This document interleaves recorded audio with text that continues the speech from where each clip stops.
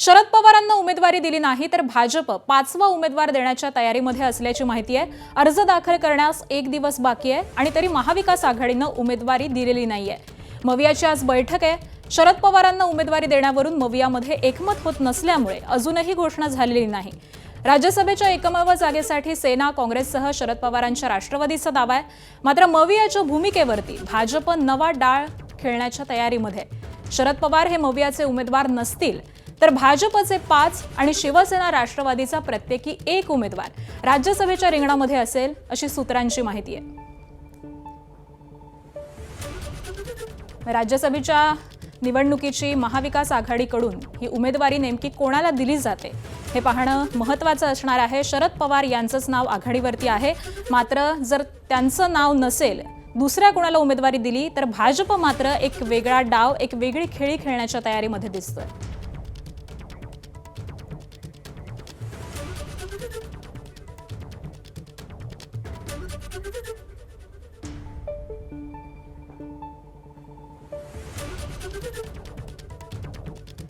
त्यामुळे आता या उमेदवारी निश्चितीमध्ये नेमकं काय घडतं हे पाहणं अत्यंत महत्त्वाचं असं ठरणार आहे।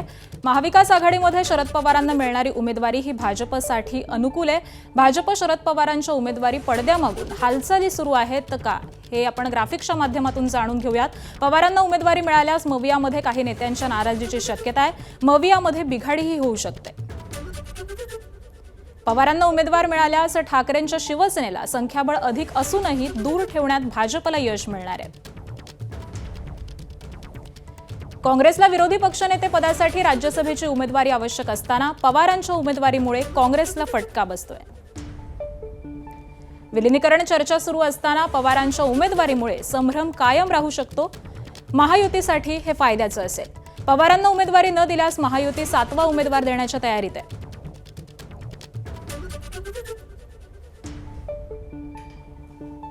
आणि याच संदर्भामध्ये आपण अधिक माहिती जाणून घेऊयात, चर्चा करूयात। आमचे प्रतिनिधी वेदांत नेब सध्या आपल्या सोबत आहेत। वेदांत, भाजप ही एक नवी खेळी खेळतोय का असं वाटतंय? कारण जर शरद पवारांना उमेदवारी मिळाली नाही तर भाजप 5वा उमेदवार हा रिंगणामध्ये उतरवतोय, त्यामुळे काय नेमका भाजपचा डाव असणार आहे? ज्या प्रकारे आपण बघतोय की महाविकास आघाडी आणि महायुतीने अजूनही राज्यसभेचे उमेदवार कोण असणार हे अधिकृतरित्या त्याची घोषणा केलेली नाहीये। खरं तर उद्या अर्ज भरायचा शेवटचा दिवस आहे आणि त्यामुळे अजूनही दोन्ही म्हणजे महाविकास आघाडी आणि महायुती वेट अँड वॉचच्या भूमिकेत आहेत। जर शरद पवार उमेदवार महाविकास आघाडीचे नसतील तर कदाचित महायुतीकडनं 7वा उमेदवार म्हणजे भाजप 5वा उमेदवार महायुतीमध्ये देऊ शकतो। आता शरद पवारांसाठी भाजप का आग्रही आहे किंवा का अनुकूल आहे किंवा शरद पवार महाविकास आघाडीचे उमेदवार असावेत हे भाजपला का वाटतं किंवा महायुतीला का वाटतं, तर त्याची आपण कारणं बघितली। एक म्हणजे ठाकरेंच्या शिवसेना आणि काँग्रेसमध्ये एक गट असा आहे जे शरद पवारांच्या उमेदवारीला विरोध करत आहे। त्यांचं असं म्हणणं आहे की आपल्या पक्षासाठी ही उमेदवारी आवश्यक आहे वेगवेगळ्या कारणासाठी आणि त्यामुळे या सगळ्यामध्ये महाविकास आघाडीमध्ये काही नेते शरद पवारांना उमेदवारी दिल्यानंतर नाराज होऊ शकतात आणि ते महायुतीसाठी फायद्याचं आहे। दुसरं सगळ्यात महत्त्वाचं म्हणजे राज्यसभेसाठी विरोधी पक्षनेतेपद जर काँग्रेसला हवं असेल तर 1 किंवा 2 राज्यसभेला उमेदवार काँग्रेसचे हवे आहेत आणि जर शरद पवार हे जर उमेदवार महाविकास आघाडीकडून असतील तर त्याचा फटका काँग्रेसला सुद्धा बसू शकतो। शिवाय ठाकरेंच्या शिवसेनेचं संख्याबळ बघता सर्वाधिक महाविकास आघाडीमध्ये 20 संख्याबळ आहे। असं असताना सुद्धा त्यांना बाजूला ठेवून म्हणजे काँग्रेस त्यासोबत ठाकरेंच्या शिवसेनेला बाजूला ठेवून राष्ट्रवादी काँग्रेस शरदचंद्र पवार पक्षाला ही उमेदवारी मिळणार आहे। आणि विलिनीकरणाची चर्चा वारंवार आपण 2 राष्ट्रवादी काँग्रेसच्या ऐकतोय। तिला जरी आपण बघितलं तरी काही दिवसांपासून ही विलिनीकरणाची चर्चा जरी शांत झाली असली तरी ही चर्चा अधूनमधून सुरू राहते आणि त्यामुळे महाविकास आघाडीमध्ये संभ्रम राहावा ते भाजपच्या फायद्यासाठी आहे आणि त्यामुळेच एक प्रकारे पडद्यामागून या हालचाली सुरू आहेत आणि भाजपला सुद्धा वाटतंय की शरद पवारांना महाविकास आघाडीकडून उमेदवारी मिळावी आणि जर महाविकास आघाडीकडून उमेदवारी मिळाली नाही तर कदाचित 7वा उमेदवार भाजप आणि महायुती ही या राज्यसभेच्या निवडणुकीच्या रिंगणात उतरवेल। अगदी बरोबर आहे। त्यामुळे आता नेमकी उमेदवारी ही कोणाला मिळणार याकडेच सगळ्यांचं लक्ष असेल। अपडेट जाणून घेऊ। तुर्तास धन्यवाद या माहितीसाठी। आणि यानंतर आपण पुढच्या बातमीकडे वळूयात। एक मोठी अपडेट समोर येते। हर्षवर्धन सपकाळ हे विधान भवनामध्ये दाखल झालेले आहेत। थोड्याच वेळामध्ये महाविकास आघाडी आणि काँग्रेसच्या बैठकीला आता सुरुवात होणार आहे। ही बैठक अत्यंत महत्त्वाची अशी असणार आहे कारण राज्यसभेसाठी उमेदवारी निश्चिती या बैठकीमध्ये केली जाण्याची शक्यता आहे आणि त्याच अनुषंगानं या बैठकीला आता अधिक महत्त्व प्राप्त झालेलं आहे। प्रदेशाध्यक्ष हर्षवर्धन सपकाळ हे विधान भवनामध्ये दाखल झालेले आहेत, त्यामुळे अगदी काहीच वेळामध्ये महाविकास आघाडीची आणि त्याचबरोबर काँग्रेसच्या या बैठकीला सुरुवात होईल अशी माहिती सध्या मिळते।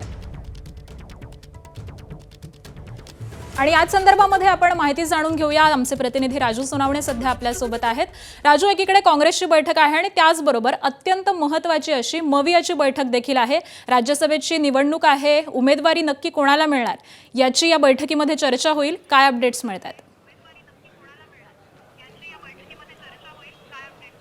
आकांक्षा आपण पाहतोय की राज्यसभेच्या उमेदवारी भरण्यासाठी काही शेवटचे दिवस उरलेले आहेत, त्यामुळे महाविकास आघाडीची एक जागा आहे त्यावरती तोडगा काढण्यासाठी ही बैठक असणार आहे। आणि त्यासाठीच काँग्रेसचे प्रदेशाध्यक्ष हर्षवर्धन सपकाळ हे विधान भवनात पोहोचलेले आहे। मागच्या आठवड्यात सुद्धा त्यांनी बैठक घेतलेली होती, तिन्ही पक्षांच्या नेत्यांना भेटून चर्चा केली होती आणि आज पुन्हा एकदा चर्चा होऊन शिक्कामोर्तब होण्याची शक्यता आहे।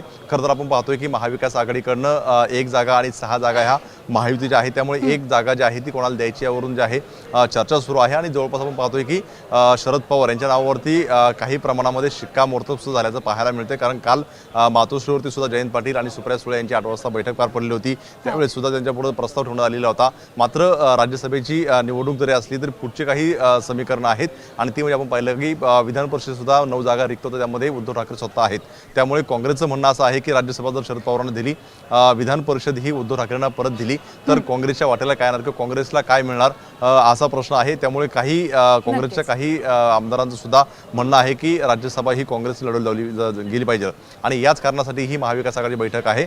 दोन्ही निवडणुकांमध्ये नेमकी काय भूमिका असणार आहे तिन्ही पक्षांची, काँग्रेसच्या वाटेला काय येणार आहे याची चर्चा होईल आणि त्यानंतर शरद पवार यांना जे आहे ते पाठिंबा द्यायचा की आणखी काही वेगळी समीकरणं जुळवायची यावरती सगळ्यांचं जे आहे ते अवलंबून आहे। मात्र कुठेतरी आपल्याला पाहायला मिळते की जर शरद पवार उभे राहिले तर ही बिनविरोध निवडणूक होऊ शकते।